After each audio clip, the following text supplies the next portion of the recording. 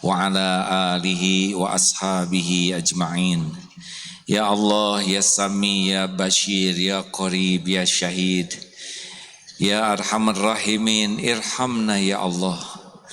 Ya Dzal Jalali wal Ikram, Allahumma inna nas'aluka ridhaka wal jannah wa na'udzu bika min sakhatika wan nar. Ya muqallibal qulub, tsabbit qulubana ala dinik. Allahumma nawwir qulubana bi nuri hidayatik, kama nawatal arda bin nuri syamsik, abadan abada bi rahmatika ya arhamar rahimin. Duhai yang maha menatap, berkahi majlis ini. Catatkan kami menjadi hamba-hamba yang Engkau cintai ya Allah, yang mencintaimu, yang mencintai Rasul-Mu. Catatkan kami menjadi hamba-hamba yang Engkau golongkan menjadi ahli surga-Mu. Ya Allah, lindungi pertemuan ini dari niat yang salah, dari ilmu yang salah, dari amal yang salah. Duhai yang maha mendengar, terimalah amal kami ini ya arhamar rahimin. Amin ya rabbal alamin. Alhamdulillahirabbil alamin. Apakah Allah yang maha agung menatap kita hadirin? Tolong dijawab. Apakah Allah subhanahu wa ta'ala menyaksikan pertemuan ini? Apakah setiap ucapan didengar oleh Allah? Apakah Allah tahu isi hati kita, pikiran kita? Masya Allah. Semoga kita istiqomah dalam keyakinan itu. Siapapun yang sangat sibuk merasa ditatap oleh Allah, maka dia insya Allah akan berakhlakul karimah. Karena tidak ada tempat yang tersembunyi untuk berbuat maksiat. Siapapun yang merasa selalu didengar oleh Allah, niscaya akan menjaga lisannya, karena Allah pasti akan menghisab setiap perkataan yang diucapkan. Dan siapapun yang yakin Allah tahu isi hatinya, insya Allah dia lebih sibuk menjaga hati, karena tidak ada satupun yang tersembunyi dari Allah yang maha agung. Terima kasih Habib sudah hadir. Sama-sama Ustaz, jazakallah khair. Alhamdulillah. Habib, ini seperti yang tadi dikatakan, kajian ini sudah 19 tahun. Dulu yang hadir ini masih bayi, Masya Allah. dibawa ibunya, sekarang sudah aki-aki. Masya Allah.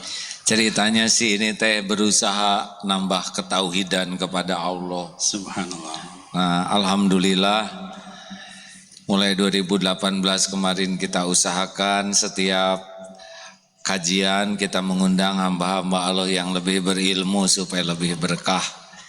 Insya Allah. Terima kasih Beb. Sami-sami Ustaz. Biasanya jamaah Habib kan dibawa ke sini nih. Takut kepenuhan Ustaz. Iya. Kalau majelis Rasulullah hadir lebih heboh lagi hadirin. Masya Allah, mudah-mudahan pertemuan ini dilindungi oleh Allah dari niat dan ilmu amal yang salah dan dipenuhi dengan sesuatu yang penuh berkah.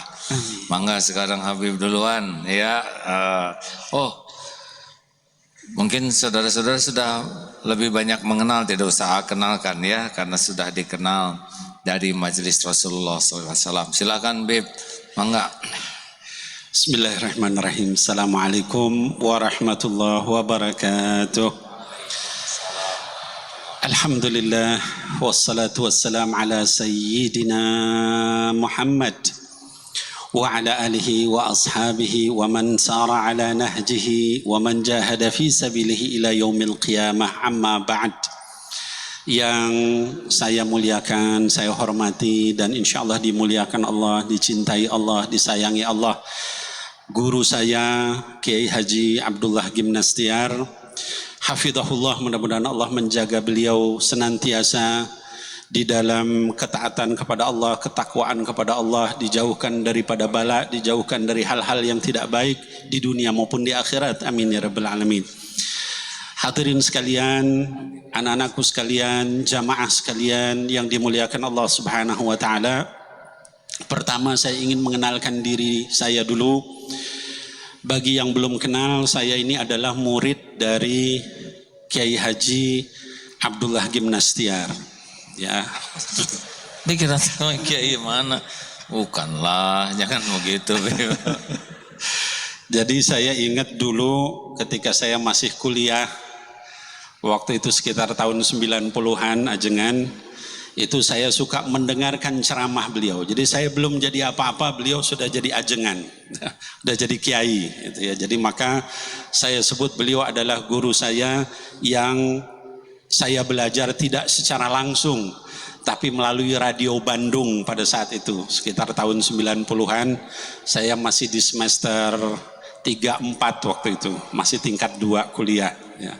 Nah jadi saya katakan ini sekarang saya bicara di depan guru saya. Mungkin kalau salah-salah mohon maklum. Murid kalau bicara depan guru itu biasanya grogi. Gitu ajengan. Ini tawadu'a. Nah jadi saya diminta oleh beliau untuk menyampaikan beberapa patah kata. Saya tidak punya ilmu banyak, karena saya meyakini yang hadirin insya Allah para asatidat, para ustadz, para ustazah. Saya hanya ingin mengingatkan diri saya sendiri. Mudah-mudahan bermanfaat buat saya dan buat kita sekalian. Amin ya Allah, ya Rabbal Alamin. Ya. Ajengan Agi meminta saya biasa nyebut ajengan karena saya lahir di Cianjur. Beliau orang Bandung, kalau orang Jawa Barat itu kalau ulama besar dibilangnya ajengan. Jadi saya biasa manggil ajengan, nggak apa-apa ya? Nggak apa-apa. Jarang biasanya mah Agim. Habib teh putra berapa sekarang? Saya 5 sekarang. Dari 4 dari yang pertama, 1 dari yang kedua. Iya. Belum nambah lagi. Kalau itu bergurunya ke Ustadz Arifin Ilham. Kalau ke saya mah KB 2 saja cukup. Kayaknya saya juga sama, 2 anak cukup, 2 istri cukup. Ya, nggak apa-apa kalau kita agak santai sedikit. Biasanya ilmu itu kalau santai masuk, gitu ya. Tapi kalau kita terlalu serius begitu hilang ilmunya. Ya. Jadi hadirin sekalian, ajengan meminta saya menyampaikan tentang surat Fussilat, ya, surat ke-41 ayat ke-33 sampai ke-37. Ini kajian yang kalau menurut saya berat, ya. Kenapa? Karena ini adalah ayat-ayat yang bicara tentang akhlak yang luar biasa tinggi di hadapan Allah Subhanahu wa taala. Hadirin sekalian, di ayat yang ke-33 surat Fussilat Allah menyebutkan, A'udzubillahi minasyaitonirrajim. Bismillahirrahmanirrahim. Wa man ahsanu qawlan mimman da'a ila Allah wa 'amila salihan wa qala innani minal muslimin. Kata Allah Subhanahu wa taala di dalam ayat ini, wa man ahsanu qaula. Siapa yang lebih baik perkataannya dibandingkan orang-orang yang menyeru ke jalan Allah. Hadirin sekalian, ada 2 ayat yang Allah gunakan pertanyaan tentang siapa yang lebih baik di dalam Quran. Pertama adalah di surat An-Nisa ayat ke-125. Kata Allah Subhanahu wa taala, "Wa man ahsanu dinan mimman aslama wajhahu lillah." Siapa yang lebih baik agamanya selain orang yang menyerahkan dirinya kepada Allah Subhanahu wa taala. Pertanyaan Allah tentang orang terbaik itu ada 2 di dalam Quran. Ya. Kemudian yang kedua adalah di dalam ayat ini surat Fussilat ayat ke-33, kata Allah Subhanahu wa taala, "Wa man ahsanu qaula mimman da'a ila Allah." Ya. Dan siapa yang lebih baik perkataannya kecuali orang yang mengajak ke jalan Allah Subhanahu wa taala. Ya. Jadi 2 pertanyaan ini kalau di dalam bahasa tafsir dikatakan harfu al-istifham, ya. Jadi pertanyaan untuk memancing jawaban. Ya. Dan kalau dalam bahasa Indonesia dikatakan pertanyaan begini retoris. Artinya apa? Jawabannya nggak ada yang lebih baik. Kalau dikatakan wa man ahsanu dinan mimman aslama wajhahu lillah. Siapa yang lebih baik agamanya dibanding orang yang mengajak menyerahkan dirinya kepada Allah? Tidak ada yang lebih baik agamanya dibanding orang yang menyerahkan diri kepada Allah, yaitu beragama Islam. Yang kedua juga begitu, wa man ahsanu dina mimman wa man ahsanu qawla mimman da'a ila Allah. Siapa yang lebih baik perkataannya kecuali orang yang mengajak ke jalan Allah? Enggak ada yang lebih baik. Ya. Makanya ada seorang sahabat Al-Hasan radhiyallahu an, ketika beliau membaca ayat ini, disebutkan di dalam tafsir At-Tabari salah satunya, dikatakan ketika beliau membaca wa man ahsanu qawla, terus dia katakan hadza habiballah, hadza safwatullah, kata. Kemudian waman ahsanu qawlan mimman da'a ila Allah wa amila salihah. Kata Sayyidina Hasan, hadza waliyullah, hadza habibullah. Kemudian ketika membaca sampai wa qala innani minal muslimin, kemudian Sayyidina Hasan menyatakan hadza khalifatullah. Jadi ayat ini menceritakan orang yang akhlaknya luar biasa tingginya. Ya. Kata Allah Subhanahu wa taala, siapa yang lebih baik perkataannya kecuali orang yang mengajak kepada Allah Subhanahu wa taala. Hadirin sekalian, para ulama ketika menafsirkan ayat ini ada 3 pendapat. Saya sebutkan semuanya. Yang pertama menyatakan ayat ini maknanya, tafsirnya adalah Rasulullah sallallahu alaihi wa alihi wasallam. Jadi orang yang disebut dalam ayat ini Rasulullah. Siapa yang lebih baik perkataannya kecuali orang yang mengajak ke jalan Allah, lalu dia beramal saleh, lalu berkata saya adalah orang berserah diri kepada Allah, itu adalah baginda Nabi Muhammad sallallahu alaihi wasallam. Ada yang lebih baik dari Rasulullah? Tidak ada manusia yang lebih baik daripada beliau.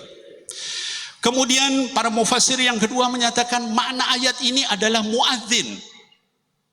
Loh, kok muadzin? Karena kata mereka yang dikatakan da'a ilallah adalah yang mengajak kepada amal yang paling utama, yaitu sholat pada waktunya. Ya. Kemudian wa amila salihah, lalu setelah dia ngajak, dia azan, kemudian dia ikut sholat. Ya. Wa qala innani minal muslimin, dan bacaan di dalam sholat itu salah satunya atau diakhiri dengan wa ana minal muslimin. Ya. Nah, tafsir yang ketiga menyatakan bukan hanya Rasulullah, bukan hanya muadzin, tapi orang yang mengajak kepada jalan Allah, yaitu berdakwah ke jalan Allah, itu termasuk di dalam ayat surat ke-41 surat Fussilat ayat ke-33 ini. Ya. Nah, mudah-mudahan kita semua termasuk di dalam orang yang mengajak ke jalan Allah. Anak-anakku sekalian, orang yang mengajak ke jalan Allah itu punya minimal 5 kelebihan. Yang pertama adalah itu jalan yang paling mulia karena itu jalannya para rasul dan anbiya. Kata Allah Subhanahu wa taala dalam Quran surat Yusuf ayat 108, "Qul hadhihi sabili ad'u ila Allah ala basiratin ana wa man ittaba'ani wa subhanallahi wa ma ana minal musyrikin." Katakanlah wahai Muhammad, inilah jalanku, yaitu ad'u ilallah, mengajak ke jalan Allah Subhanahu. Jalannya Rasul, jalannya para anbiya, mursalin, semua mengajak ke jalan Allah. Maka dakwah itu adalah jalan paling mulia. Ya. Kemudian yang kedua, kata para ulama, kelebihan daripada dakwah di jalan Allah itu adalah kalau orang misalnya Kiai Haji Abdullah Gimnastiar menyampaikan dakwah di majelis sebanyak ini, lalu kemudian ada orang-orang yang keluar dari majelis ini nanti pulang terus melakukan apa yang diajak, maka beliau mendapatkan pahalanya. Kata baginda Rasul sallallahu alaihi wasallam dalam hadis yang diriwayatkan oleh Imam Muslim dalam sahihnya, "Man sanna sunnatan hasanatan falahu ajruha wa ajru man amila biha wala yanqusa min ujurihim syai', atau kama qala sallallahu alaihi wasallam." Barang siapa yang ngajak kepada sunnah yang baik, ya, lalu kemudian diikuti oleh orang lain, lalu orang itu melakukan sunnah itu, maka dia mendapatkan pahalanya dan pahala orang yang mengikuti itu tanpa dikurangi sedikit pun. Bayangkan kalau beliau ceramah misalnya ya setiap bulan sekali di sini, sekian banyak orang, itu pahalanya nyambung ke beliau. Ya, maka kalau kita sama ulama, sama orang-orang soleh, ya sama para kiai, kita harus hormat. Kenapa? Pahala mereka luar biasa besar. Ya, jadi kita ngajak orang ikut, kita dapat pahalanya. Lalu yang ketiga kata para ulama, walaupun kita sudah meninggal, dakwah yang kita sampaikan itu pahalanya ngalir terus sampai hari kiamat. Kata baginda Rasul sallallahu alaihi wasallam, "Idza mata ibni Adama inqata'a 'amaluhu illa min thalath." Kalau misalnya orang meninggal, dia putus amalnya kecuali 3. Yang pertama apa? Shadaqatun jariyah. Yang kedua, wal ilmu yuntafa'u bihi. Nah, itu dakwah, itu ilmu yang bermanfaat, itu ngalir terus. Kemudian kemuliaan yang keempat kata para ulama adalah orang yang dakwah kepada Allah, ngajak kepada Allah, itu tidak akan rugi. Dalilnya kata Allah Subhanahu wa taala, wal asri innal insana lafi khusr illa alladziina amanu wa 'amilus shalihat wa tawasau bil haqq wa tawasau bis sabr. Orang yang enggak rugi itu siapa? Semua manusia rugi kata Allah, kecuali orang yang beriman, beramal soleh, lalu mengajak kepada kesabaran dan juga kepada kebenaran. Itu dakwah. Ya. Dan kemudian yang terakhir, keutamaan orang yang berdakwah di jalan Allah itu adalah melaksanakan kewajiban. Memang dakwah wajib bagi yang mampu. Karena kata Nabi Muhammad SAW dalam hadis yang diriwayatkan oleh Imam Bukhari, "Ballighu anni walau ayatan." Ya, sampaikan dari saya kata Nabi walaupun 1 ayat. Kita hafal nggak Bismillahirrahmanirrahim? Hafal, berarti kita harus sampaikan supaya orang memulai dengan Bismillahirrahmanirrahim. Ini orang segini aja kita sudah hafal banyak. Bahkan saya yakin yang hadir di sini hafal Quran semua ya, ajengan 30 juz. Amin ya Allah ya Rabbal alamin. Nah, kita wajib untuk menyampaikan semampu kita, jangan memaksakan diri. Ini keutamaan orang-orang yang berdakwah di jalan Allah. Kemudian kata Allah, wa amilas salihah. Dakwah itu enggak cukup hanya dengan menyampaikan, tapi amilas salihah. Orang yang mendakwahi itu juga harus melakukan apa yang dia sampaikan. Jangan sampai kita ngajak orang, kita sendiri bermaksiat. Oh, kamu jangan berzina, dia sendiri berzina. Kamu jangan korupsi, tapi dia sendiri korupsi. Wah, kalau gitu enggak termasuk. Kemudian waqala innani minal muslimin. Lalu dia berkata, saya termasuk orang yang berserah diri kepada Allah Subhanahu wa taala. Saya kira mungkin itu tafsir 1 ayat. Ajangan saya enggak berani lebih banyak lagi. 1 ayat dulu. Kan ada 4 ayat. Masya Allah. Kita ulangi ya. Jadi ada 5 keutamaan orang yang berdakwah. 1 apa tadi? Mengikuti jalan para rasul. Ini jalan yang paling utama. Jadi siapapun yang bergabung dalam barisan berdakwah, beliau sudah mengikuti jalan yang paling utama, jalan para rasul. 2, mendapatkan pahala MLM. Nah, multi level amal ya. Jadi setiap kali dakwah orang mengamalkan, yang bersangkutan dapat, tiap orang mengamalkan, makanya dapat juga pahalanya. 3 mengalir sampai hari kiamat.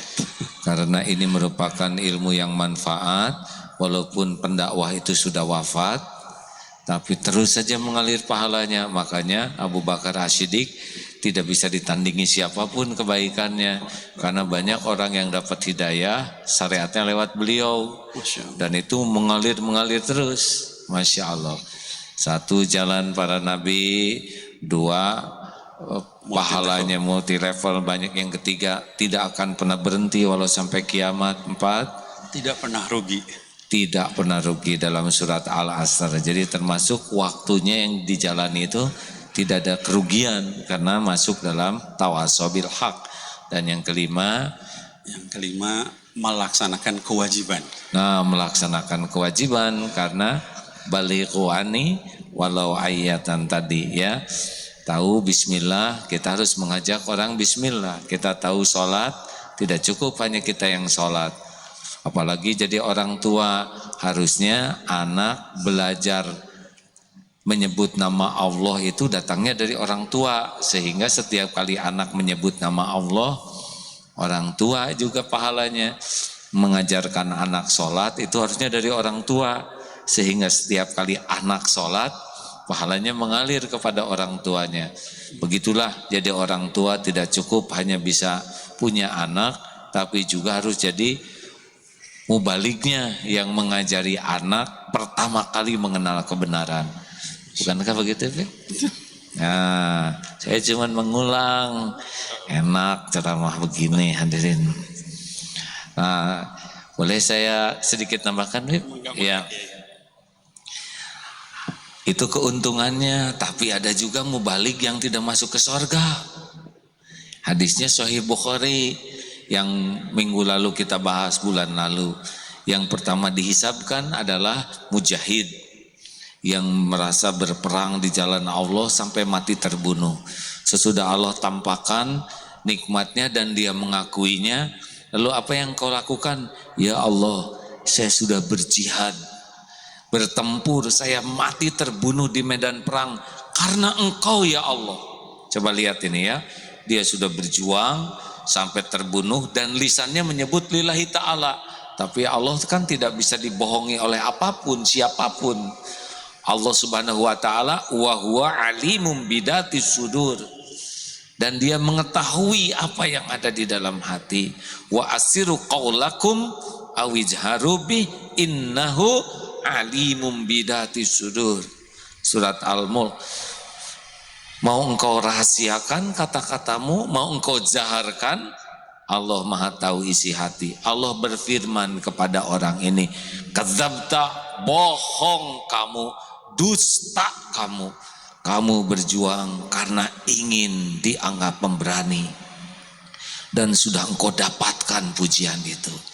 Jadi nanti ada yang pejuang-pejuang yang merasa berjuang, merasa karena Allah, tapi Allah tidak terima. Bukan kurang hebat teriakannya, bukan kurang hebat perjuangannya, bukan kurang keberanian. Kurangnya cuma satu, tapi fatal. Dia lebih menyukai kedudukan di sisi makhluk daripada kedudukan di sisi Allah. Coba garis bawahi ini hadirin. Makanya yang latihan-latihan otot kawat, balung besi, leher beton, urat kabel, boleh bagus, boleh. Tapi kalau tujuannya hanya ingin dinilai orang, bisa tidak ada pahalanya. Yang kedua, yang dihisab adalah orang yang belajar agama dan mengajarkannya, belajar Quran dan membacanya, dibuka nanti oleh Allah. Itu yang kedua tuh, Ustaz Komar yang kedua, Habib juga ya, saya juga hadirin.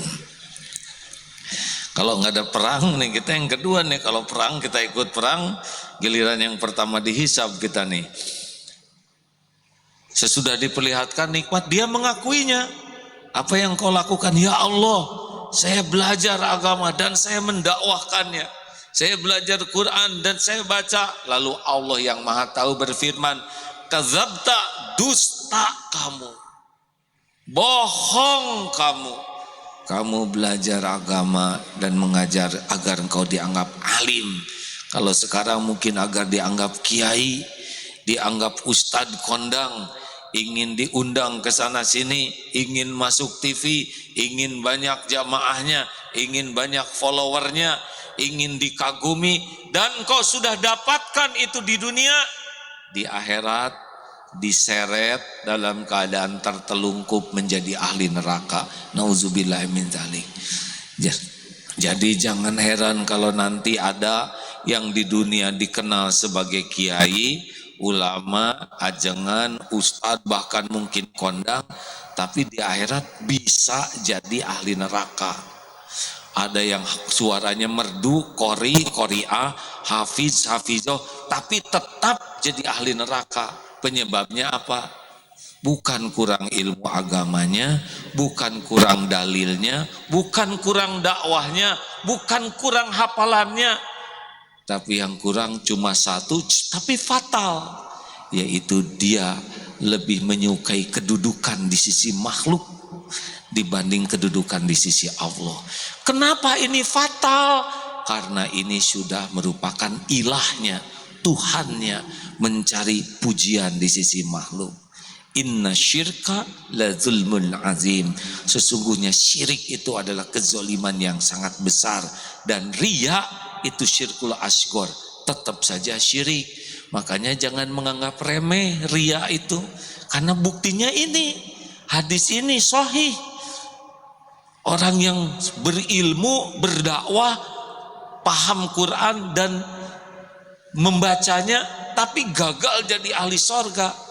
Masalah hati rupanya, bukan masalah mulut, pikiran, tubuh.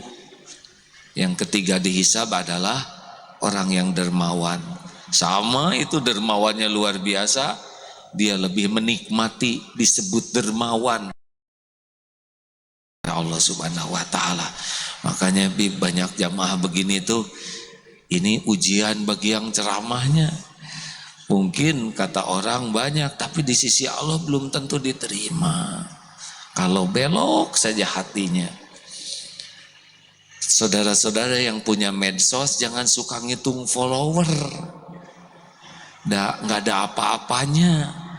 Kalau kebenaran baru bertambah pahalanya, kalau maksiat bertambah dosanya. Jadi orang terkenal tuh dosa kecil bisa jadi dosa besar.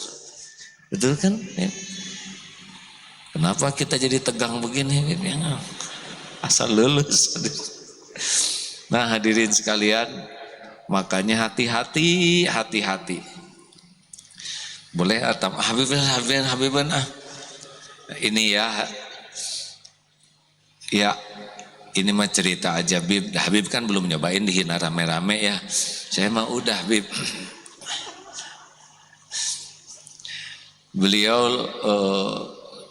Beliau memang lahirnya belakangan dari jadi Habibnya tahun 6 berapa lahirnya? 67, 62. Adek Habib ya, maaf ya. Tapi beliau ilmunya Masya Allah. Saya kalau sudah ngedengar tafsir mah langsung meotan abid hadirin. Kalau push up hayo Bib. Tapi kalau tafsir mah saya takluk lah kabeh. Beliau mah ahli ilmu agama betulan. Nah, begini hadirin. Jadi memang dipuji itu enak hadirin. Legit.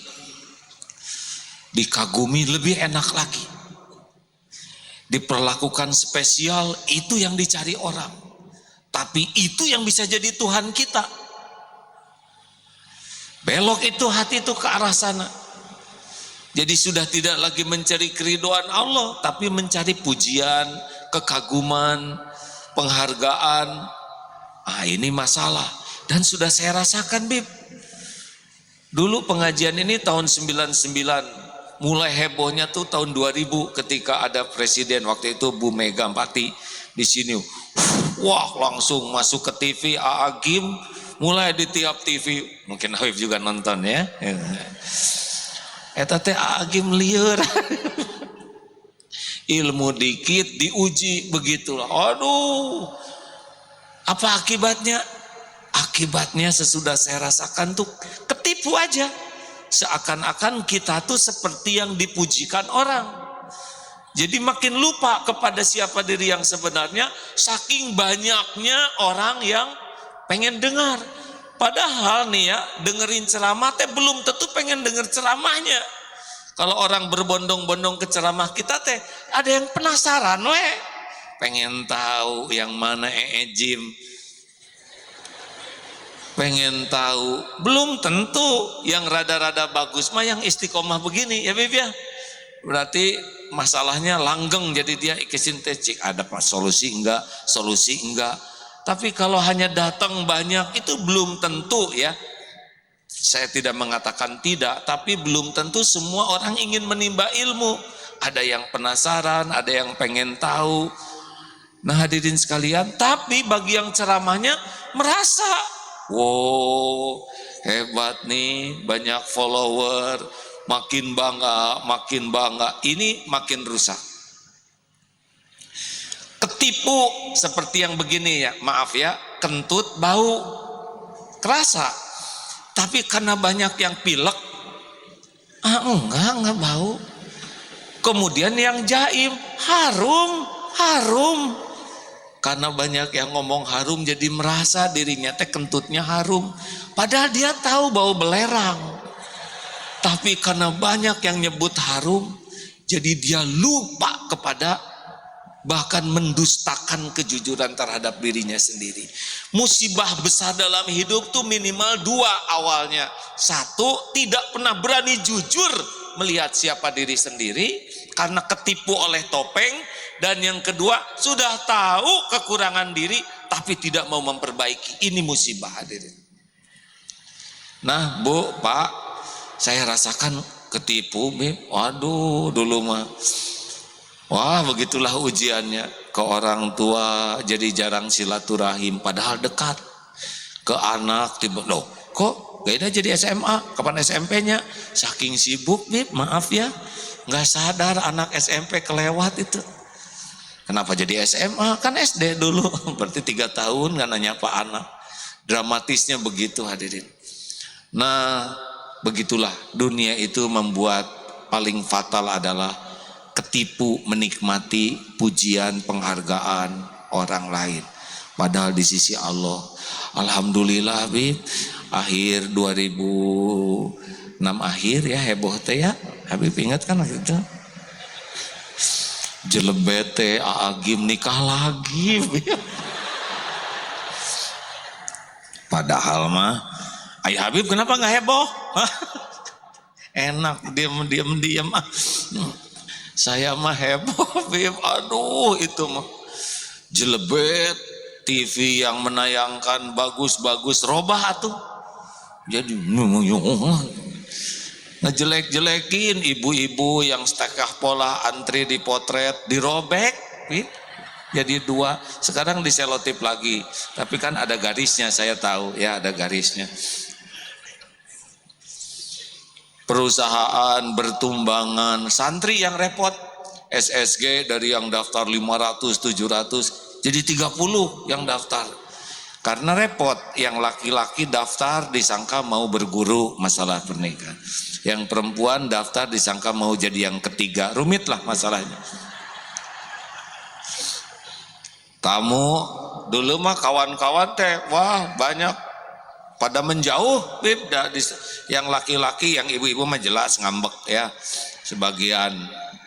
Tapi yang lelaki rada menjauh juga dari saya karena takut dicurigai istrinya, disangka berguru, padahal mereka udah duluan juga, cuma nggak ngaku mungkin.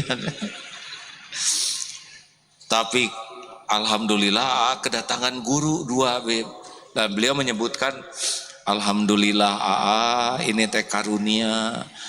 teh dipuji banyak orang, dikagumi banyak orang karena Allah nutupin aib-aib, nutupin.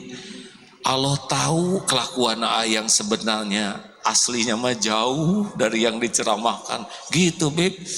Jadi saya mau diapain, mungkin pernah dengar ya ilmu kelapa, siap-siap katanya orang mah ulama mah nggak akan keluar ilmu tauhidnya sebelum ngamalin ilmu kelapa.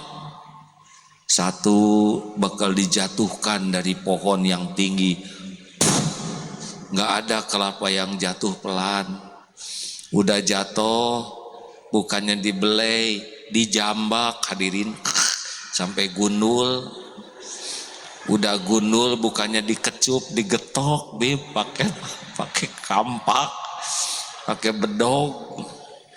Udah belah, dicungkil, udah keluar tuh isinya, disisit sampai mulus. Udah mulus diparut Bib.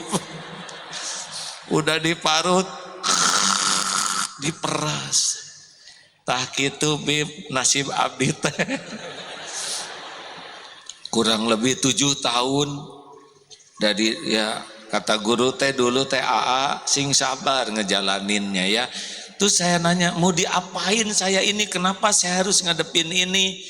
Sur pun guru teh gini, mau diambil alihah Tuhan-Tuhan yang ada di hati AA selama ini. AA menuhankan popularitas, siap ya AA, bekal dihina orang sangat banyak karena AA menikmati sekali dikagumi banyak orang. AA senang ibu-ibu dulu mengeluh-elukan, siap ya AA, ibu-ibu teh bekal sebel ka AA teh, bener eta mah asli ngaramek mah teh, padahal apa salahku ya, cak mah teh salahnya ngamilih saya gitu cenah. Nah hadirin sekalian, enggak gitu-gitu amat, hanya beberapa lah yang ngomong gitu. AA menuhankan kekayaan karena dulu mah rada bangga bib, perusahaan teh banyak, dibalikan ku Allah tumbang eta mah, perusahaan teh kolepek, PHK teh bener-bener ngambilin semua tabungan. Ada waktu itu kekayaan Allah kasih cukup banyak, eta makalah dengar ceramah Ustadz Yusuf Mansur. Semoga Allah menyayangi Ustadz Yusuf Mansur nih ya, karena beliaulah yang menjadi jalan. Habis itu rezeki saya Pak disedekahkan, barokah tak Ustadz deh Pak ceramahnya.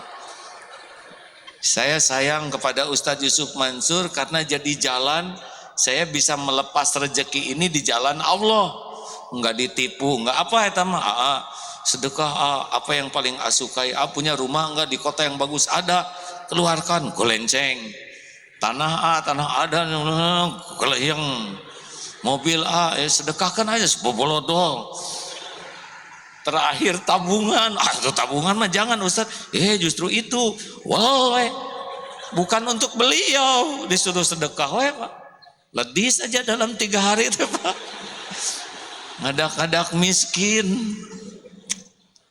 Itulah cara Allah mengambil sandaran bernama harta. Jadi dalam tempo beberapa saat saja, nah inilah yang kalau kata guru tuh melepas Tuhan-Tuhan yang selama ini. Nah, termasuk ini Bib, waktu zaman nggak akan ceritakan jangan. Nah, tapi ini rahasia Bib, nggak ceritakan. Termasuk waktu zaman harus mentalak teh ninih dulu ya. Waduh kan berat sekali ini. Kenapa harus ditalak? Pokoknya lakukan saja, nanti ada hikmahnya.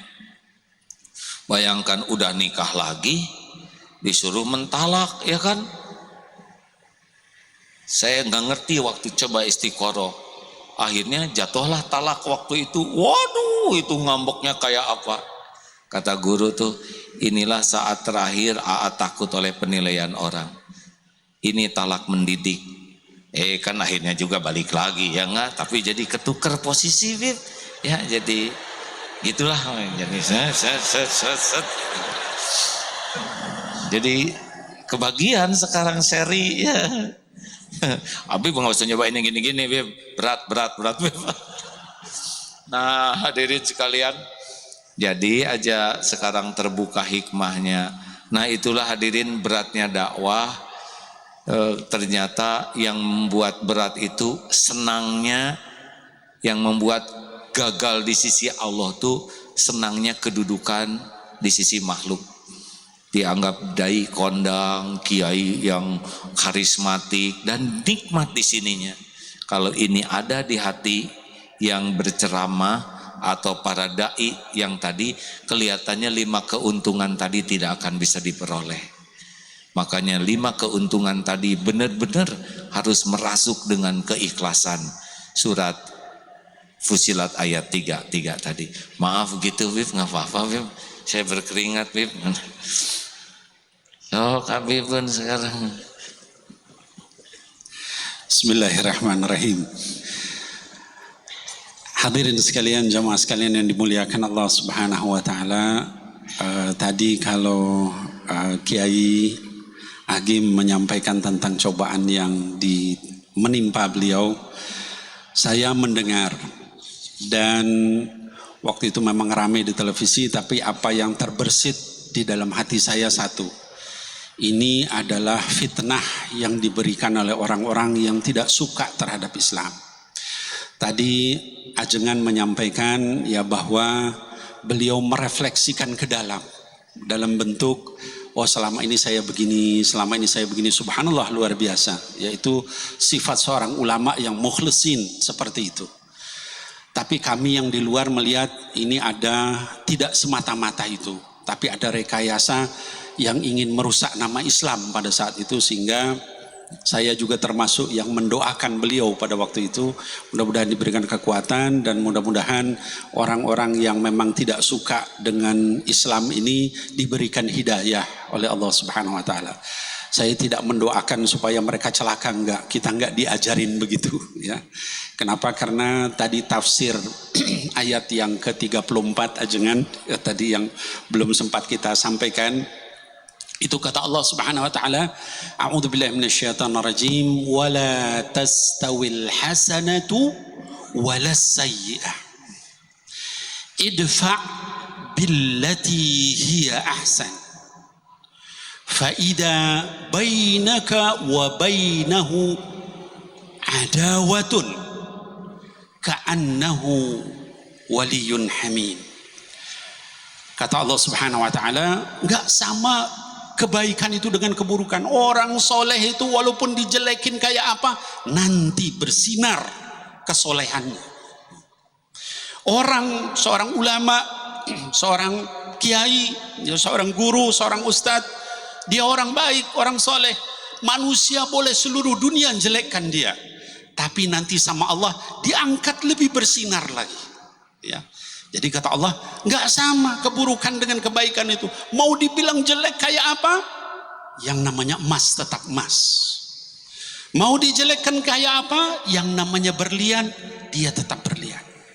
Dan yang namanya sampah, walaupun disolek kayak apa, tetap sampah.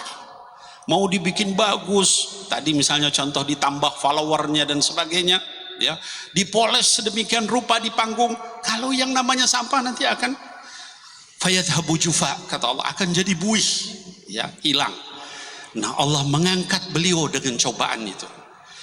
Hadirin wal hadirat, ketahuilah bahwa bahasa Arab yang namanya cobaan itu dikatakan fitnah, jamaknya fitan. Kata orang Arab, fatanu az-zahab. Kalau kita ingin emas itu bagus, maka dia harus diberikan fitnah, cobaan, ujian. Yaitu dengan apa? Dibakar itu emas. Baru kemudian kotorannya akan hilang, maka bersinar dia emas tadi itu. Kalau kita mau jadikan bangunan kayak gini, batu bata, diapain batu bata? Sama kayak kelapa tadi. Pertama adalah dipres sampai dia kemudian keluar semua angin, airnya. Kalau keluar angin namanya kentut ya, jangan. Jadi ikut bercanda ke bawah sama beliau. Keluar airnya semua, ya. Setelah keluar airnya terus diapain itu batu bata? Dijemur, ya. Jadi supaya dia bagus itu dijemur, panas luar biasa, ya. Setelah itu apa? Dimasukkan ke dalam api, ya. Luar biasa. Setelah itu kemudian dia baru jadi batu bata yang bermanfaat. Pakaian kita ini, ya. Ketika kotor apa yang kita lakukan? Kita cuci. Ya, wah kalau zaman dulu diperas ya, dikucak, diperas. Sekarang pakai mesin juga sama juga. Ya, setelah dikucak diapain, ibu-ibu? Diperas. Setelah diperas dijemur, kena cahaya matahari. Ya, selesai dijemur diapain? Bisa langsung dipakai? Disetrika dulu. Ya. Masya Allah, itu pakaian. Ketika sudah mengalami banyak cobaan begitu, baru dia menjadi pakaian yang baik, bisa dipakai, ya. Nah, maka kata Allah Subhanahu wa taala, idfa' billati hiya ahsan. Subhanallah ayat ini, ya. Kalau ada orang berbuat buruk sama kamu, balaslah, tolaklah dengan cara yang paling baik. Kalau dakwah saja Allah cuma menyebutkan hasan. Ud'u ila sabili rabbika bil hikmah wal mau'izatil hasanah. Kalau dakwah itu dengan hasan aja, dengan cara yang baik. Tapi begitu kita nolak keburukan orang, idfa billati hiya ahsan. Tolak dengan cara yang jauh lebih baik lagi. Kita dakwah dikatakan hasanah. Kalau kita berdebat sama orang lain, hatta dia orang musyrik sekalipun, orang non muslim sekalipun, dikatakan jadilhum billati hiya ahsan. Debat itu harus dengan cara yang lebih baik lagi. Gak boleh dengan misalnya memvonis seperti banyak yang dilakukan orang. Wah, ini begini, ini begitu dan sebagainya. Gak ada diajarkan begitu di dalam Al-Quran. Kalaupun debat harus dengan cara yang jauh lebih sopan lagi, lebih baik lagi, lebih halus lagi, lebih lembut lagi, lebih santun lagi. Ya. Maka kata Allah, fa idza bainaka wa bainahu adawah. Dengan cara seperti itu, maka orang yang antara kamu dengan dia permusuhan, ka'annahu waliyun hamim, maka tiba-tiba menjadi orang yang seolah-olah teman yang akrab luar biasa. Saya ingin memberikan satu kisah sahabat Rasul sallallahu alaihi wasallam. Izin. Marhaba Kiai, silakan. Jadi hadirin sekalian, jamaah sekalian yang dimuliakan Allah, saya ingin menyampaikan satu kisah tentang akhlak Nabi Muhammad sallallahu alaihi wasallam yang disebutkan dalam surat Fussilat tadi. Ada seorang, kita boleh katakan tokoh agama lain, ya, namanya Adi bin Hatim. Ya, Adi bin Hatim ini seorang Nasrani dan dia tokoh, artinya dia berilmu di dalam bidang agamanya. Ketika mendengar Nabi Muhammad sallallahu alaihi wasallam, dia datang ke Madinah dengan kalung-kalung dari emas, salib itu ya, yang besar karena agamanya Nasrani. Dia pakai kalung-kalung kebesarannya, pakaian kebesarannya. Dia ingin berdebat dengan yang mengaku nabi, yaitu Muhammad sallallahu alaihi wasallam. Ya. Datang ke Madinah, terus dia nanya sama orang-orang di sana, mana orang yang ngaku nabi itu? Maka orang menunjukkan dia kepada masjid, yaitu Masjid Nabawi. Kemudian sampai di situ, dia bilang mana? Lalu orang nunjuk ke seorang laki-laki yang duduk di dalam masjid dengan sorbannya diikat di lututnya. Duduk di tanah, lalu sorban diikat di lututnya. Duduk di masjid begitu. Kata sang pendeta ini, Adi bin Hatim, ini bukan sifat seorang raja atau penipu yang seperti ini. Katanya dia adalah penguasa, pasukannya luar biasa kuatnya, ya, mengalahkan banyak kabilah-kabilah Arab pada saat itu. Tapi sang pemimpin ini duduk di masjid dengan sorbannya diikat di lututnya. Ketika Adi bin Hatim mau masuk, tiba-tiba didahului oleh seorang wanita. Wanita ini dikatakan baunya luar biasa, ya. Sampai ketika masuk ke dalam masjid itu, orang-orang yang di dalam masjid itu ada yang terang-terangan nutup hidungnya karena bau, ya. Mungkin nggak pernah mandi, ya.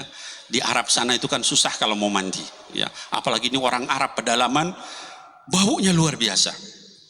Sebagian lagi ada yang pura-pura menundukkan karena nggak kuat ya baunya. Hanya satu orang yang tidak nutup hidungnya dan tidak juga menundukkan mukanya. Siapa? Sayyidina Muhammad sallallahu alaihi wasallam. Ya. Nabi Muhammad sallallahu alaihi wasallam tidak nutup hidungnya, tidak juga menundukkan kepalanya, ya. Sehingga kemudian wanita itu bicara panjang lebar, sampai disebutkan di dalam hadis sampai berjam-jam dia nyampaikan, mengeluhkan tentang suaminya. Adi bin Hatim yang lihat dari luar, mentalnya turun lagi. Dia berkata dalam hati lagi, ini juga bukan manusia biasa yang punya akhlak setinggi ini. Kemudian sampai selesai, wanita itu namanya Khawlah binti Tha'labah, yang ketika dia ngadukan kepada Rasul SAW, walaupun dia bau dan sebagainya, turun ayat dari 7 lapis langit, yaitu surat Al-Mujadilah. Kata Allah Subhanahu wa taala, "Qad sami'allahu qawla allati tujadiluka fi zawjiha wa tashtaki ila Allah." Ayat itu turun tentang wanita ini yang bau tadi, yang ngadukan tentang suaminya. Dijawab sama Allah Subhanahu wa taala. Selesai wanita itu urusannya, kemudian dia pulang. Rasulullah sallallahu alaihi wasallam pun pulang. Ketika pulang, Adi bin Hatim datang mendekati, ingin ketemu sama Rasul, dibimbing ke rumahnya. Kemudian dibukakan pintu, terus Adi bin Hatim lihat di dalam situ cuman ada pasir, ada satu bantal, nggak ada perabotan. Kemudian Rasul memerintahkan dia masuk. Adi bin Hatim disuruh duduk di atas bantal, sementara baginda Nabi Muhammad sallallahu alaihi wasallam duduk di atas pasir. Lalu melihat itu Adi bin Hatim berlinangan air mata sambil dia berkata, "Asyhadu annaka Rasulullah."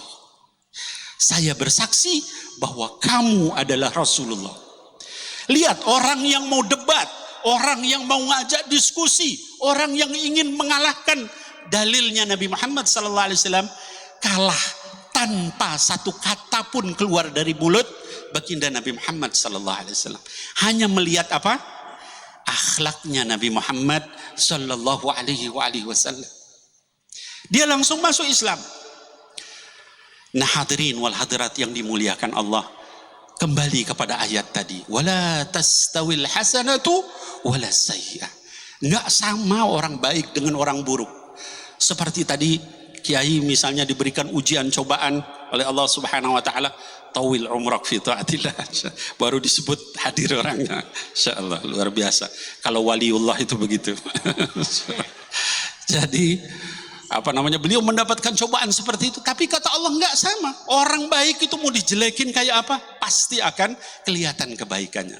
Sementara orang-orang yang buruk seperti saya ini, maka walaupun dikelihatan baik tapi tetap aja buruk, ya. Ilmunya dan sebagainya masih harus banyak belajar ya sama beliau.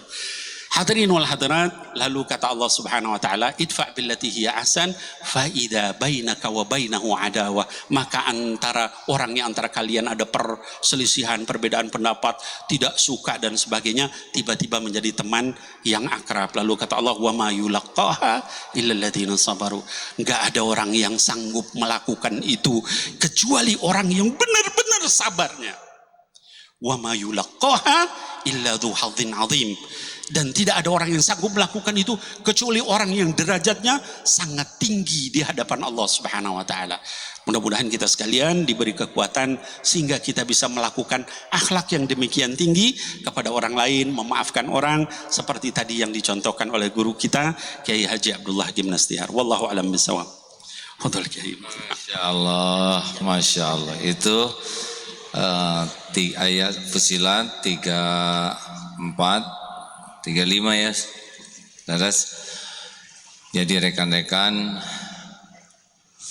harusnya ceramah itu begini ya, ada yang ahli tafsirnya, terus kalau saya bagian pelengkapnya nih. Jadi bahwa nggak usah risau dengan keburukan orang lain. Masih ingat teori meja ini? Nih. Di depan ada ular berbisa. Ini hafalkan pelajaran ini ya, supaya nanti saudara bisa menyampaikan. Ada ular, nggak kelihatan. Di situ ada nasi kebuli yang paling disukai. Mana yang terpenting informasi tentang ular atau nasi kebuli? Jawab. Yang jelas hadirin, mumpung pertanyaannya gampang ya. Yang mana? Nah gitu, jangan suka setengah. Ngepugu itu ya. Mumpung pertanyaannya sederhana, coba kalau pertanyaannya tafsirkan surat Al-Baqarah, diam ya. Mana yang perlu bagi kita, informasi ular atau nasi kebuli? Kenapa? Bahaya. Jadi informasi terpenting bagi kita adalah apa yang membahayakan hidup kita. Sepakat? Sekarang siapa yang paling membahayakan hidup kita? Dosa orang lain atau dosa diri sendiri? Siapa? Dosa diri sendiri. Mana yang paling membahayakan? Dosa tetangga atau dosa diri sendiri? Nah, itu pakai mikiran tetangga wae. Bu, ibu, mana yang paling membahayakan ibu-ibu? Dosa suami atau dosa diri sendiri, Bu? Dosa suami sendiri katanya apa? Ah, ibu mah ini pinter pisan. Nah, atau ibu teh pakai mikiran dosa suami aja. Bukan tidak boleh dipikirin, tapi di akhirat bekal masing-masing. Sama saya juga, Bib. Saya dihina, dicaci, dimaki, dipermalukan, dibully. Tetap aja yang berbahaya buat saya tuh diri saya, bukan mereka. Nah, ini rahasia. Saya mau buka rahasianya, Bib, ya. Ini diam-diam nih ya, kita-kita aja. Nggak gampang, ini teh ngomongnya dulu mah nggak kayak gini ngomongnya ya. Dulu mah tetapnya sakit hati, ngejengkang, liur, jengkel, kunang-kunang 1001 malam. Sekarang baru sadar teh ya. Jadi begini tekniknya menghadapi orang yang tidak suka kepada kita ya. Kalau kita dihina orang, dicaci atau dipermalukan atau apalah ya, satu, kita harus tahu bahwa ini terjadi biiznillah. Jadi orang menghina kita, mencaci, mempermalukan kita, tetap ini izin Allah. Tidak boleh keluar dari sini. Ini biiznillah nih, pasti ini izin Allah. Dua, bahwa semua ini kalau kita sikapi dengan iman pasti kebaikan. Kan ajaban diambil mukmin, inna amrahu kullahu khair. Semuanya baik bagi orang yang beriman. Dipuji baik kalau benar-benar jadi tawadu, dicaci baik kalau bisa jadi evaluasi diri. Pokoknya ini pasti mengandung kebaikan walaupun pahitnya dihina. Tiga, kalau menekan sekali ingat ini sudah diukur oleh Allah. La yukallifullahu nafsan illa wus'aha. Baik perintah Allah maupun semua kejadian udah diukur. Enggak mungkin Allah menimpakan sesuatu yang di luar kemampuan, karena Allah maha adil menempatkan sesuatu pada tempatnya. Allah sudah tahu siapa kita, ilmu kita, kadar keimanan, kondisi fisik, keperluan intelektual, finansial, udah tahulah Allah semuanya tentang kita. Dan kalau ditimpa wa iyamsaskallahu bidurin, disentuhkan kemudaratan, ya itu udah pasti diukur oleh Allah. Empat, satu izin Allah, dua pasti baik, tiga kalau neken yakin udah diukur, empat fa inna ma'al usri yusran, inna ma'al usri yusra. Yakin nih bersama pahitnya ini sudah ada Allah menyiapkan kemudahan. Jadi bukan sesudahnya, tapi bersamaan ini. Bersamaan pahit, dihina, dicaci, di apa gitu, itu ada sesuatu nikmat di sini nih yang Allah berikan. Jadi jangan risau hadirin, Allah maha adil, Allah maha memperhatikan kita. Nomor keberapa? 4, 5. Saudara mau yang mana aja bebas ya, saya tidak mau menyusahkan saudara-saudara. Nomor selanjutnya, adil kan? Kalau ini terasa pahit, sekali nyesek sekali, nah kita harus ingat An-Nisa 79 itu. Ma as-sabaka min hasanatin faminallah wa ma as-sabaka min sayiatin famin nafsik. Ini pasti nih adalah diundang oleh dosa saya. Jadi fokusnya tuh ke dosa. Makanya tobat. Bagaimana kalau dia yang menyakitin? Oh, dia mah ladang amal bagi kita, ya. Nih, kalau dia menghina, ladangnya belajar. Kalau kita dihina orang, kita beruntung bukan kita yang jadi dia. Benar? Seperti ditipu, kita untung bukan kita yang jadi penipunya. Coba kalau ditukar, mau? Mendingan ketipu, mending enggak juga sih ya. Enggak, ini dicabut yang barusan. Tapi kalau kejadian, pilih mending bagian nipu, bagian ketipu. Kalau disuruh milih, saya milih bagian ketipu. Kalau bagian nipu, saya penjahatnya. Kalau ketipu, saya bisa melakukan sesuatu dari ini dengan sikap yang baik, evaluasi diri, lalu mencegah orang dari tertipu, benar? Kan kalau udah ketipu, kita bisa evaluasi, kenapa saya ketipu?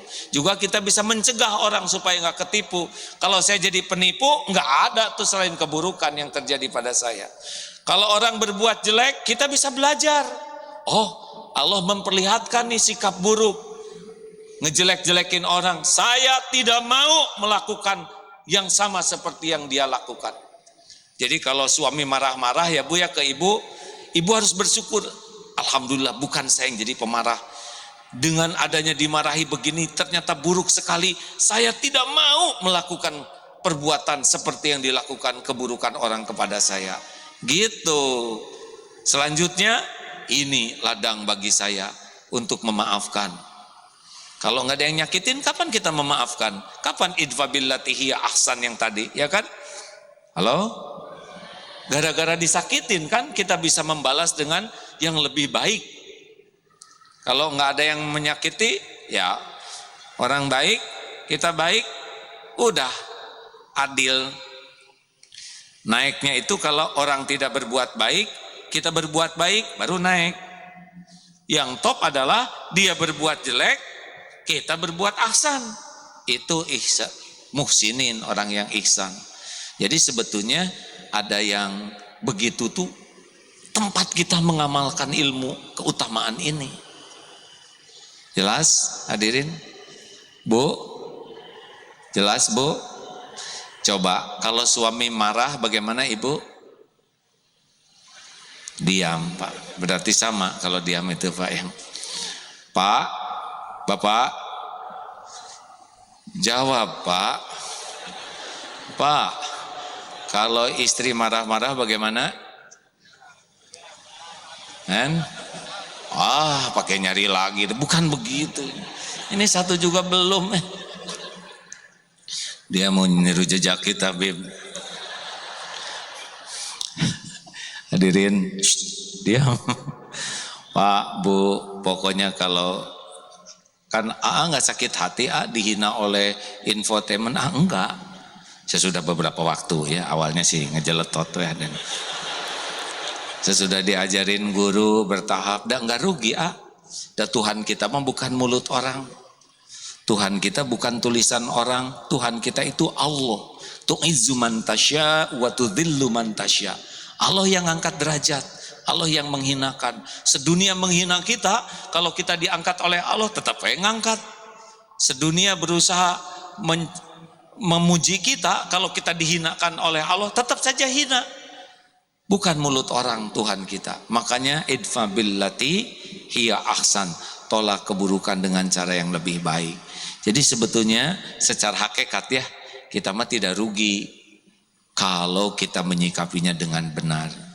Insya Allah akan banyak hikmahnya. Sejujurnya Bib, sebetulnya saya beruntung benar dihina ini. Wah, kalau nggak dihina, nggak dicaci, nggak dibully mah, wah kacau lah. Saya tahu diri saya seperti apa dulu. Ya mudah-mudahan sekarang sudah adalah perbaikan sedikit-dikitnya. Malu lah kalau ingat zaman dulu tuh. Mudah-mudahan ada kesempatan saya menebus kesalahan dulu ini.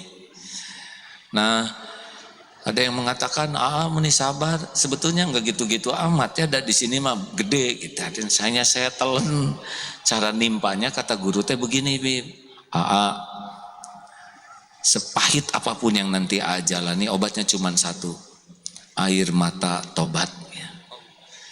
Jadi tiap hari selama 7 tahun guru ini hanya mengajari ilmu menangis, Bib. Kalau semalam misalkan ketahuan nggak perih, dikasih tahu mana katanya suara A yang paling merdu. Suara paling merdu itu adalah ketika menghibah ampunan Allah. 7 tahun berguru tuh baru 3 tahun sesudahnya diajari ilmu tobat, ilmu syukur. Tapi 7 tahun itu hanyalah belajar menangisi dosa. Jadi belajar jujur, memeriksa diri aja. Tenang saja, rezeki nggak akan kemana-mana, kemuliaan tidak akan tertukar. Apa yang Allah berikan untuk tidak akan ada yang bisa menghalangi. Apa yang tidak didatangkan tidak akan bisa pernah datang. Air mata tobatlah.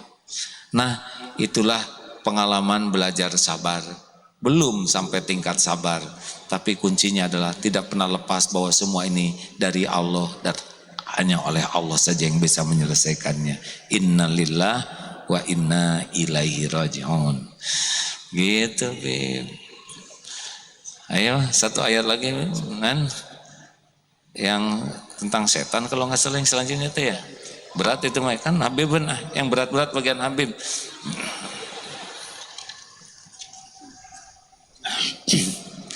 Bismillahirrahmanirrahim. Saya terus terang lebih senang mendengar AA menyampaikan daripada saya yang bicara. Ya, kenapa? Subhanallah, dalam sekali. Ya.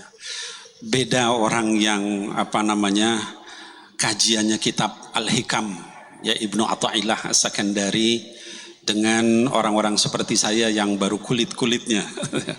Kalau beliau itu dalam sekali membahas. Ya dalam tidak itu dibelakeseken oleh Allah. Luar biasa. Saya belajar banyak gitu ya dari apa yang beliau sampaikan tadi. Ya saudara sekalian, betapa beratnya. Saya pernah mengalami ya dicemooh orang juga, salah juga masalahnya. Satu hal yang saya lakukan salah sehingga waktu itu orang seJakarta sempat menyampaikan saya seperti apa, padahal tidak seperti itu ya. Tapi belum sampai seberat yang dialami oleh AA. Memang derajat orang beda-beda ya. Kalau derajat waliullah itu tinggi, jadi cobaannya juga tinggi. Kalau model saya begini masih datar-datar aja ya, cobaannya belum berat. Hadirin sekalian yang dimuliakan Allah Subhanahu wa taala, tadi ada satu hal yang saya ingin menegaskan di dalam ayat yang ke-35 tadi ya, 36 ya surat Fussilat tadi. Suatu ketika Abu Bakar As-Siddiq radhiyallahu an berdua dengan Nabi Muhammad sallallahu alaihi wasallam. Kemudian ketika itu Abu Bakar bertengkar dengan seseorang. Ini riwayat sahih di dalam tafsir Imam At-Tabari ya, di dalam tafsir beliau dikatakan Abu Bakar bertengkar dengan seseorang, lalu kemudian Abu Bakar memaafkan orang itu. Jadi orang itu mencaci dia, lalu sama Abu Bakar dimaafkan orang itu. Lalu tiba-tiba Rasulullah SAW berdiri. Kemudian nggak berapa lama datang orang lain yang mencaci Abu Bakar As-Siddiq, ya. Kemudian Sayyidina Abu Bakar As-Siddiq membalas cacian orang itu. Lalu Rasul SAW berjalan, pergi, dikejar oleh Abu Bakar As-Siddiq. Kemudian kata Abu Bakar radhiyallahu an, ya Rasulullah, bi abi anta wa ummi. Wahai Rasulullah, demi ayah dan ibuku, kenapa tadi ketika saya bertengkar dengan orang, lalu orang itu nyaci maki saya maafkan, engkau berdiri. Lalu ketika kemudian saya bertengkar dengan orang yang lain, lalu saya membalas cacian orang itu, engkau berlalu. Apa jawab Nabi Muhammad SAW? Ini tolong kita ingat-ingat ya, di dalam hati kita. Hadirin sekalian, anak-anakku sekalian, jamaah sekalian, kata baginda Nabi Muhammad SAW, tadi ketika kamu bertengkar dengan orang, lalu kamu maafkan dia, saya lihat ada malaikat yang turun berdiri di sebelah kamu. Jadi saya berdiri, kata Rasulullah SAW, ikut berdiri. Lalu ketika kamu bertengkar dengan orang yang kedua, lalu kamu balas dengan keras juga, saya lihat ada setan yang berdiri di sebelah kamu, jadi saya pergi. Saya tidak mau berdiri di dekat setan. Kata Abu Bakar As-Siddiq, sejak itu saya tidak pernah lagi membalas keburukan itu dengan keburukan yang sama. Hadirin sekalian, ini mungkin yang perlu kita camkan di dalam hati kita, karena ini berkaitan dengan ayat yang terakhir yang kita tafsirkan. Kata Allah Subhanahu wa taala, kalau misalnya syaitan itu menggoda kalian, maka kembalilah minta perlindungan kepada Allah. Kalau kita lagi bertengkar dengan orang, lalu kita ingin membalas, ingat kisah Sayyidina Abu Bakar As-Siddiq tadi. Kalau kita membalas, itu syaitan langsung berdiri di sebelah kita. Kira-kira kita mau berdiri bersama malaikat atau sama setan? Ada yang mau berdiri bersama setan? Acungkan tangannya. Ada yang mau berdiri bersama malaikat, ibu-ibu sekalian? Insya Allah kita semua ingin berdiri bersama malaikat. Setiap kita memaafkan orang yang tadi kata AA mencaci kita, memaki kita, baik dengan kejahilan, kebodohan dia, atau juga karena mungkin dia khilaf, atau mungkin juga karena dia digoda oleh setan. Setiap kita memaafkan, itu ada seorang malaikat yang berdiri mendoakan di sebelah kita walaupun kita nggak melihat. Dan setiap kita membalas cacian itu, maka ada setan yang berada di sebelah kita yang kemudian bertepuk tangan senang melihat kita membalas keburukan itu dengan keburukan. Mudah-mudahan kita sekalian dilindungi oleh Allah Subhanahu wa taala dari godaan setan. Yang menjadi penutup ayat tadi, kalau ada setan yang menggoda kamu, kata Allah, fasta'idz billah, minta perlindungan kepada Allah dari godaan setan. Dan caranya tadi saya katakan, ingat bahwa kita mau berteman dengan malaikat atau dengan setan. Setiap kali kita mau membalas, ingat ini malaikat, setan. Kalau bahasanya AA, malaikat, setan, malaikat, setan, malaikat, setan gitu ya. Nah, mudah-mudahan dengan cara seperti itu kita menghindari berdebat dengan keras. Saya dulu, anak-anakku sekalian, suka berdebat. Saya meladeni dulu itu AA, saya suka ngeladeni orang yang suka memvonis. Ya, kalau misalnya dibilang amal ini bid'ah, syirik dan sebagainya, saya balas dengan dalil. Dulu kerjaan kayak gitu, tapi lama-lama saya bilang saya kok kayak orang gila gitu ya. Jadi ya balas lagi gitu ya. Alhamdulillah sekarang saya menjauhi hal yang seperti itu, ya sama tadi seperti yang AA sampaikan, kita ini mau ridho manusia atau ridho Allah ya. Kalau kita mau ridho manusia, ya kita terus-terusan aja seperti itu hidup kita, habis waktu kita hanya untuk menjadi orang yang masyhur, hanya untuk dikenal sebagai orang yang alim. Tadi di dalam hadis Bukhari Muslim tadi, kata Allah Subhanahu wa taala, waqad qila, kamu sudah dapat itu. Sudah disebut istasyhada, orang yang mati syahid. Sudah disebut huwa alim, huwa qari. Ya, dia adalah orang yang alim, dia orang yang banyak baca Quran, banyak bersedekah, dermawan. Dan akhirnya kemudian tidak mendapatkan apa-apa di sisi Allah Subhanahu wa taala. Mudah-mudahan Allah jauhkan kita dari godaan setan yang seperti itu, sehingga kemudian kita kembali kepada Allah.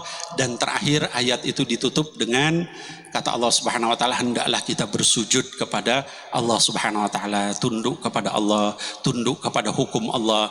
Jangan kita menentang hukum Allah. Ibu-ibu sekalian, misalnya ada yang belum bisa berhijab, berjilbab, atau masih buka tutup, tapi dalam hati kita minimal jangan sampai menentang hukum Allah. Oh, itu nggak wajib, ya.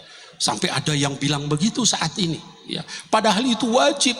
Ijma ulama 4 mazhab sepakat, ya. Aurat wanita itu adalah menutup seluruh tubuhnya. Khilafnya para ulama mazhab itu hanya mana yang boleh dibuka, ya. Imam Syafi'i menyatakan muka dan 2 telapak tangan. Imam Malik menyatakan matanya sehingga pakai cadar. Imam Abu Hanifah menyatakan seluruh tubuhnya sehingga akhirnya pakai matanya pun ditutup. Ya, saya ketika ke Yaman, ya, berjumpa dengan Habibana Umar bin Hafidh, ya guru kami, ya, yang mulia. Itu orang di sana wanitanya tertutup sampai ke matanya. Jadi kalau kita mau tahu depan belakangnya tuh kalau udah jalan, oh itu depannya gitu. Kalau enggak sama itu depan sama belakang gitu. Nah sekarang anak saya di sana, ya belajar di sana. Anak AA juga di sana. Anaknya AA sekarang menantu ya yang di Darul Mustafa. Berdua sekarang di Darul Mustafa belajar sama Habib Umar bin Hafidh. Kalau anak saya di Al-Ahqaf di Mukalla. Nah jadi anak-anakku sekalian, kita jauhi godaan setan. Jangan kita mencari nama, derajat, pangkat di hadapan manusia, karena nggak akan sanggup. Kita baik sama satu orang, nanti orang lain jelekin kita, ya. Jadi yang penting adalah Allah ridho apa enggak, ya. Dengan itu kita maka insya Allah akan selamat. Wallahu a'lam bishawab. Fa aqulu qawli hadza wa astaghfirullah li wa lakum, billahi taufiq wal hidayah. Wassalamualaikum warahmatullahi wabarakatuh. Kok udahan, belum selesai. Baik, mau dikasih bonus sambil bersedekah, mau kita kumpulkan rezeki kita insya Allah. Terima kasih hadirin atas doanya. Baru tiba kemarin dari siang dari umroh. Sebetulnya jamaah masih tertinggal di sana, Bim. Tapi kita sudah sepakat tiada kesetiaan tanpa kesetiaan, begitu rumus ya. Nah sahabat-sahabat sekalian, insya Allah mudah-mudahan ada umur pertemuan yang akan datang hari Ahad minggu kedua ya. Habib ngundang kapan Habib teh? Bulan April? 13 April ya. Aduh mudah-mudahan bisa di Monas itu ya. Ya alhamdulillah. Dulu waktu pas Maulid saya ngundang AA kebetulan pas ada acara umroh. Mudah-mudahan kali ini enggak umroh lagi. Aduh. Diundang tanggal dulu sudah ngundang tapi pas umroh tanggal 13 katanya diundang lagi, mudah-mudahan nggak umroh, padahal saya berangkat tanggal 9. Aduh saya belum mau ngomong jawab, diam aja rahasia. Punten Pip. Hadirin mau ngamalkan doa ini, tahukah doa apa yang paling sering disebutkan oleh Rasulullah SAW? Cung yang tahu, hadiahnya umroh, ketemuan di sana. Ini penting, Rasulullah SAW selalu membaca doa ini. Ketika ditanya baik ke Siti Aisyah, kepada Ummu Salamah, beliau menjawab dengan satu doa ini. Bah, ngacung ya, silakan Abah. Siapa yang ngacung? Boleh yang keras suaranya, semoga umroh sama-sama diongkosin Allah ketemu di sana. Apa doanya Mas?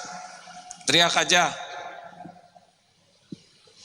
Ini doa ini usahakan sebanyak mungkin karena Rasulullah SAW juga. Assalamualaikum warahmatullahi wabarakatuh. Perkenalan, nama saya Fahri Al-Farisi dari Depok. Masya Allah, alhamdulillah. Doanya yang dianjurkan Rasulullah itu doa Nabi A. Kita dianjurkan sebagai penunjuk hidayah karena kita dosanya akan dihapus gitu. Gitu. Doanya yang mana? Iya, doanya apa? Doanya. Oh ya, beliau minta bantuan kawan-kawannya ya. Apa? Iya. Atau pembisiknya aja yang berdiri ya. Ya mal. Nggak apa-apa, Fahmi nggak apa-apa, minimal Fahmi sudah berdiri ya. Ya terima kasih Fahmi. Terima kasih. Semoga umroh juga ya. Amin. Amin. Terima kasih. Kita harus mencari 1001 alasan berbaik sangka ya. Ingat Al-Hujurat ayat 12. Pokoknya kalau ada apa-apa sama saudara kita, bicara apapun usahakan 1001 alasan berbaik sangka. Begitu Fahmi? Fahmi itu sebetulnya mau menyampaikan tapi memberi kesempatan yang lain ya. Ada yang lain? Ya muqallibal qulub. Ayo ikuti maksudnya hadirin. Ya muqallibal qulub, sabbit qalbi ala dinik. Ya muqallibal qulub, sabbit qalbi ala dinik. Sekali lagi ya, sama-sama. Ya muqallibal qulub, sabbit qalbi ala dinik. Duhai Allah yang membulak-balik setiap hati, tetapkanlah hati ini dalam agamamu. Inilah yang diminta oleh Rasulullah. Ketika ditanya mengapa, Rasulullah yang mulia pun mengisyaratkan bahwa hati manusia itu ada di antara dua jari Allah. Allah membulak-balik, kalau dibuat istiqomah, kita istiqomah, diambil hidayahnya, kita tersesat. Mungkin teman-teman pernah lihat yang asalnya beribadahnya bagus, kemudian lambat laun hilang dan sirna. Ada yang berjilbab, lama-lama tidak mau pakai, bahkan keluar dari Islam, nauzubillah. Itu dicabut itu hidayah, dan kita pun tidak merasa aman dari semua ini. Karena kita memang tidak terjamin. Apa coba yang bisa membuat kita terjamin? Sholat kita Punten ya, maaf. Apa yang dianjurkan Rasulullah SAW kalau selesai sholat? Mengucap apa? Istighfar atau hamdalah? Istighfar. Istighfar itu untuk apa? Untuk nikmat atau untuk dosa? Karena banyaknya di antara kita sholat itu jadi dosa. Bagaimana jadi dosa? Nih, lebih ini dalam kitab Al-Hikam, mana yang lebih kita perlukan dari Allah? Ampunan Allah atau pahala dari sholat kita? Ampunan. Bayangkan kita menghadap Allah Subhanahu wa ta'ala, Allah memperhatikan kita dan kita ngelantur. Ini bagi yang belum nikah, ada yang belum nikah? Ya sebetulnya nggak usah ngacung deh, tapi nggak apa-apa ya. Maaf ya deh, 1001 alasan ya, ngacung deh, ngacung. Coba nanti tes kali-kali, tapi janganlah ya, bisa gagal. Pas mau melamar di hadapan calon mertua, silakan sampaikan apa yang mau dikatakan. Kita datang di depannya dan coba ngomongnya ngelantur, kurumuy gedebel wow. Kira-kira mendingan dapat jodoh atau mendingan tidak ditabok, ya kan? Itu mah perumpamaan kepada manusia. Pasti kita nggak dapat apa-apa, benar? Nggak diusir juga udah untung. Nah kita tiap sholat hampir kayak gitu. Allahu Akbar sambil nggak ingat Allah Maha Besar. Alhamdulillahi Rabbil Alamin.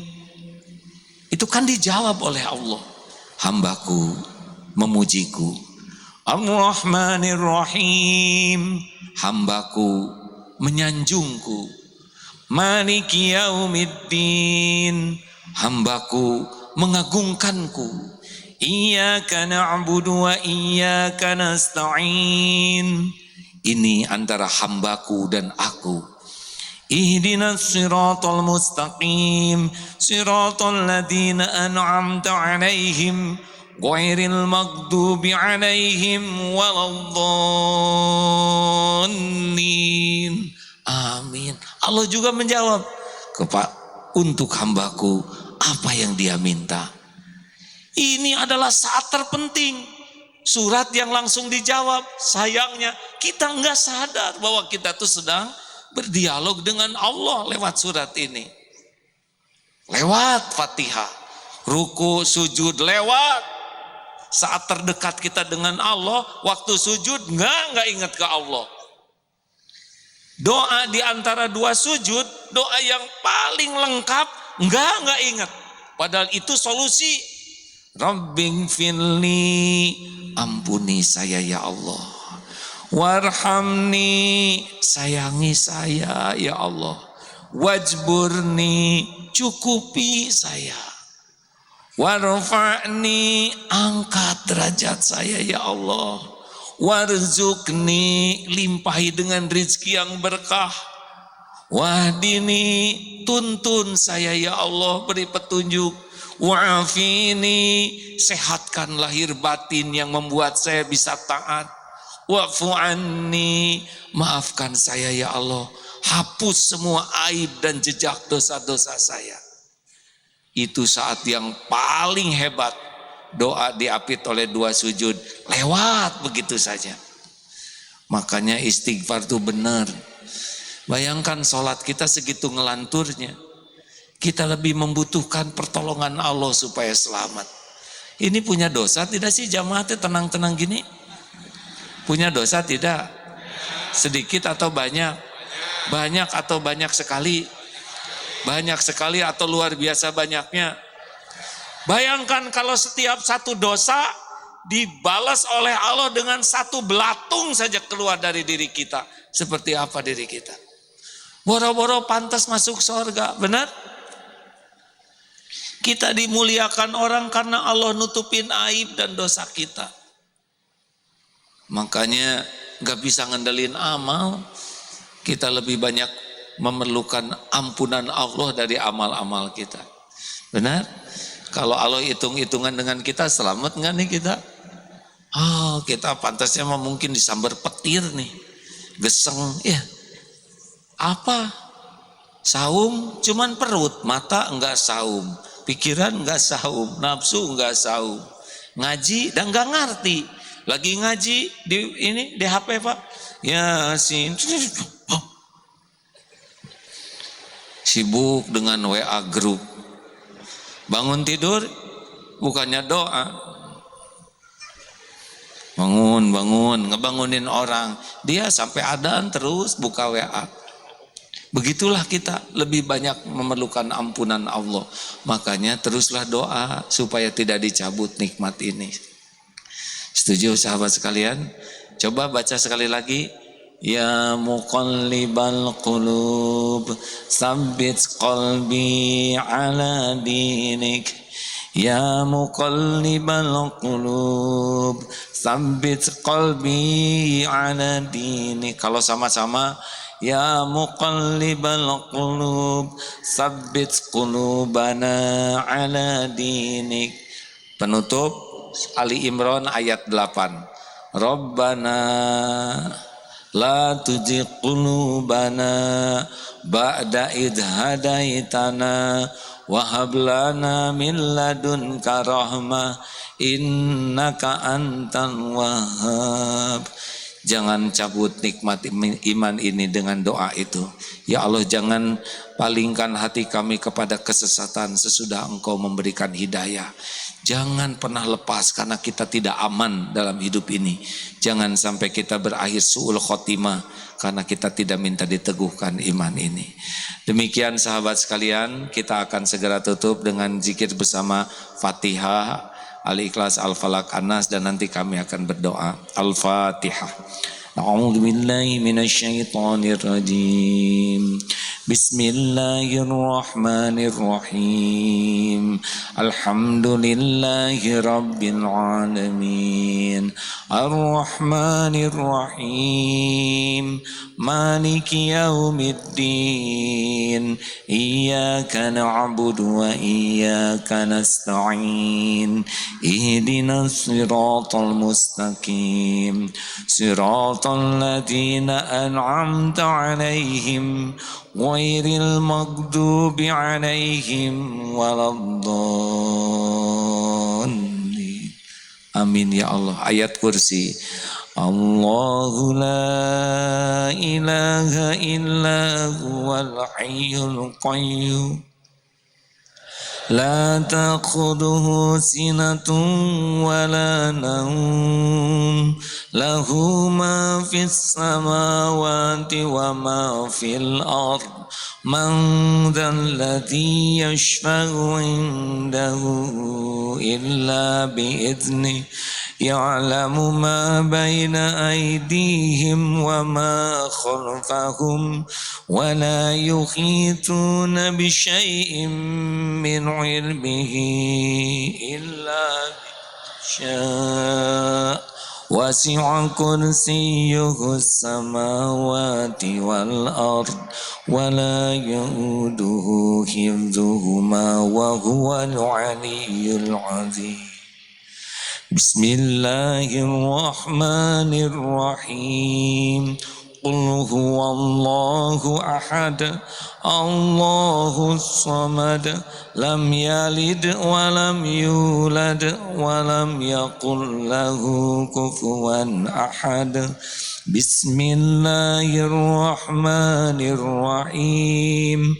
Qul a'udzu birabbil falaq min syarri ma khalaq wa min syarri ghasikin idza waqab wa min syarri nafasati fil 'uqad wa min syarri hasidin idza hasad.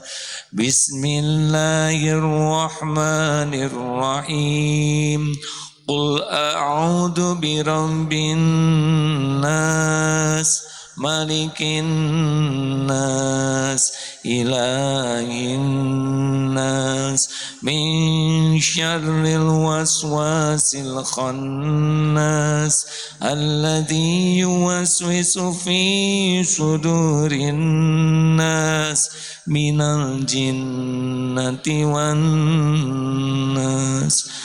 Allahumma salli ala Sayyidina Muhammad wa ala ali Sayyidina Muhammad kama sallaita ala Sayyidina Ibrahim wa ala ali Sayyidina Ibrahim wa barik ala Sayyidina Muhammad wa ala ali Sayyidina Muhammad kama barakta ala Sayyidina Ibrahim wa ala ali Sayyidina Ibrahim fil alamin innaka Hamidun Majid.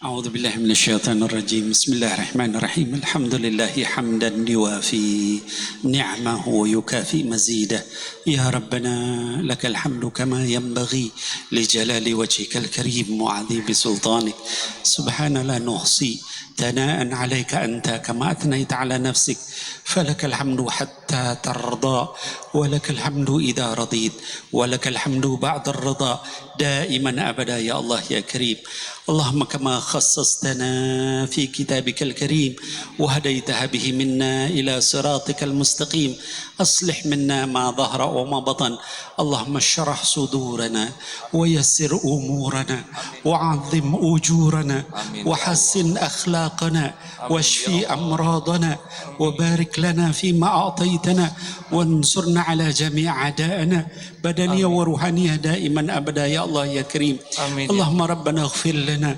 ولوالدينا ولوالدينا ولوالدينا وارحمهم كما ربونا صغارا اللهم ربنا هب لنا من أزواجنا وذرياتنا قرة أعين واجعلنا للمتقين إماما اللهم ربنا اغفر لنا ولإخواننا الذين سبقونا بالإيمان ولا تجعل في قلوبنا غلا للذين آمنوا ربنا إنك رؤوف رحيم اللهم ربنا لا تؤاخذنا نسينا أو أخطأنا ربنا ولا تحمل علينا إصرا كما حملته على الذين من قبلنا ربنا ولا تحملنا ما لا طاقة لنا به واعف عنا واغفر لنا وارحمنا واعف عنا واغفر لنا وارحمنا واعف عنا واغفر لنا وارحمنا أنت مولانا فانصرنا على القوم الكافرين فانصرنا على القوم المنافقين فانصرنا على القوم الفاسقين اللهم ربنا آتنا في الدنيا حسنة وفي الآخرة حسنة وقنا عذاب النار وقنا عذاب النار وقنا عذاب النار وأدخلنا الجنة مع الأبرار يا عزيز يا غفار يا رب العالمين وصل اللهم على حبيبنا محمد وعلى آله وأصحابه أجمعين وسلم والحمد لله رب العالمين آمين يا الله اللهم إنا نسألك إيمانا كاملا آمين ويقينا صادقا آمين وقلبا خاشعا ولسانا ذاكرا آمين. اللهم إنا نسألك توبة نصوحا آمين اللهم إنا نسألك توبة نصوحا آمين اللهم إنا نسألك توبة نصوحا وتوبة قبل الموت آمين وتوبة قبل الموت يا الله وتوبة قبل الموت آمين ورحمة عند الموت ومغفرة بعد الموت آمين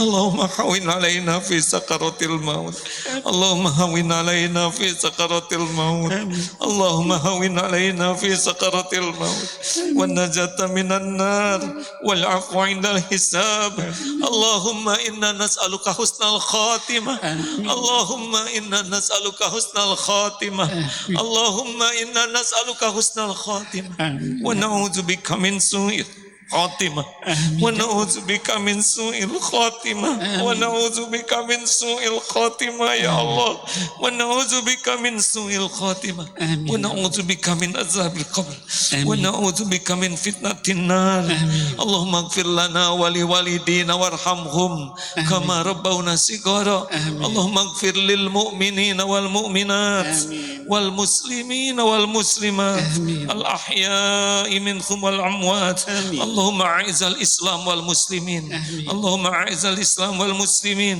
اللهم انصر مجاهدين في كل مكان في كل زمان يا الله berkahi majlis ini ya Allah berkahi guru-guru kami ya Allah muliakan guru-guru kami berkahi ilmunya berkahi keluarganya berkahi keturunannya ya Allah Allah. Ya Allah, berkahi bangsa kami ini ya Allah. Karuniakan para pemimpin yang beriman teguh ya Allah. Para pemimpin yang bertauhid padamu ya Allah.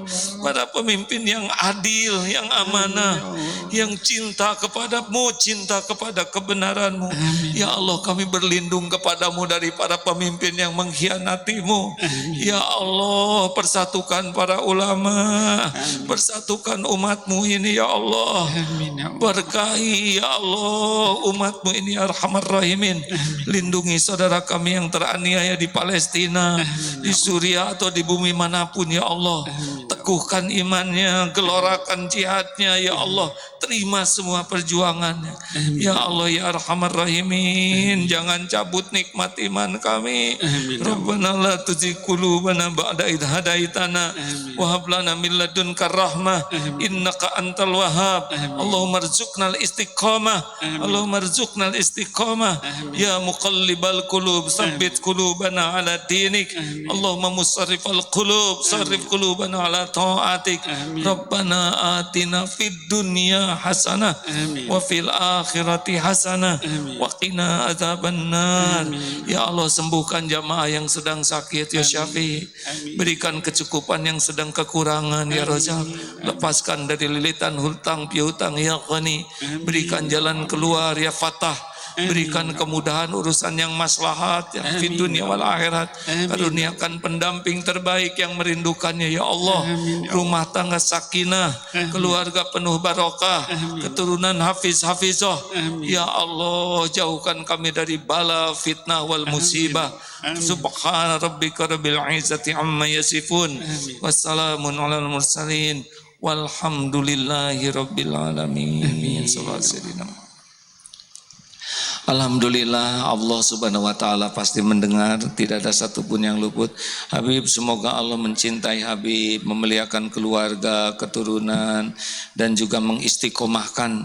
Dan semoga Habib diberikan umur yang panjang, yang penuh manfaat, yang bisa jadi cahaya bagi umat. Amin ya Allah. Begitu ya juga amin. Insyaallah mudah-mudahan semuanya dikabul. Untuk juga amin ya Allah. Amin ya rabbal alamin. Alhamdulillah. Terima kasih sahabat sekalian. Doa akhir majelis. Subhanakallahumma bihamdik asyhadu alla ilaha illa anta astaghfiruka wa atubu ilaik. Assalamualaikum warahmatullahi wabarakatuh. Sampai jumpa minggu kedua, Ahad kedua yang akan datang ya. Baik, kami sampaikan terima kasih atas kehadiran Bapak-Bapak dan Ibu-Ibu. Kami ingatkan kembali bahwa insya Allah untuk jadwal Istiqlal selanjutnya jatuh pada Ahad 11 Maret 2018.